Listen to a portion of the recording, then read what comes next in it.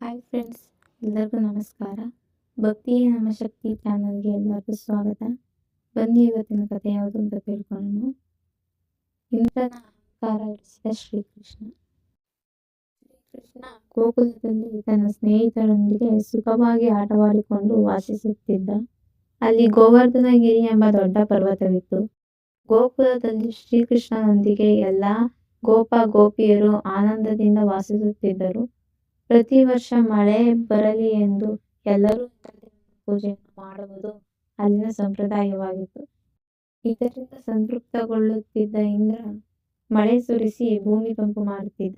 ಒಂದು ಸಲ ಇಂದ್ರದೇವನಿಗೆ ನಾನು ಮಳೆ ಸುರಿಸುವುದರಿಂದಲೇ ಎಲ್ಲರೂ ಸೌಖ್ಯವಾಗಿ ಸುಖದಿಂದ ಬಾಳುತ್ತಿರುವುದು ಎಂದು ಗರ್ವ ಮೂಡಿತು.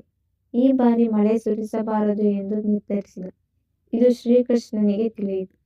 ಅದಕ್ಕೆ ಶ್ರೀಕೃಷ್ಣನು ಎಲ್ಲ ಗೋಪ ಗೋಪಿಯರಿಗೆ ಹೇಳಿದ, ನಮಗೆ ಗೋವರ್ಧನಗಿರಿ ಪರ್ವತದಿಂದ ಮಳೆ ಬರುವುದು. ಅದಕ್ಕಾಗಿ ನಾವು ಇನ್ನು ಮುಂದೆ ಇಂದ್ರದೇವನ ಪೂಜೆ ಮಾಡುವುದು ಬೇಡ, ಗೋವರ್ಧನಗಿರಿಯನ್ನು ಪೂಜಿಸೋಣ ಎಂದು ಹೇಳಿದ.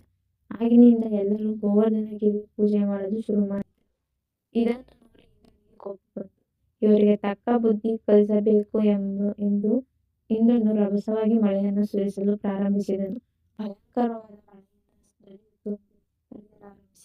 ಎಲ್ಲರೂ ಗಾಬರಿಯಿಂದ ಶ್ರೀಕೃಷ್ಣನ ಬಳಿಗೆ ಓಡಿ ಹೋಗಿ ಈ ಭಯಂಕರವಾದ ಮಳೆಯಿಂದ ನಮ್ಮನ್ನು ರಕ್ಷಿಸು ಶ್ರೀಕೃಷ್ಣ ಎಂದು ಮೊರೆಯಿಟ್ಟರು.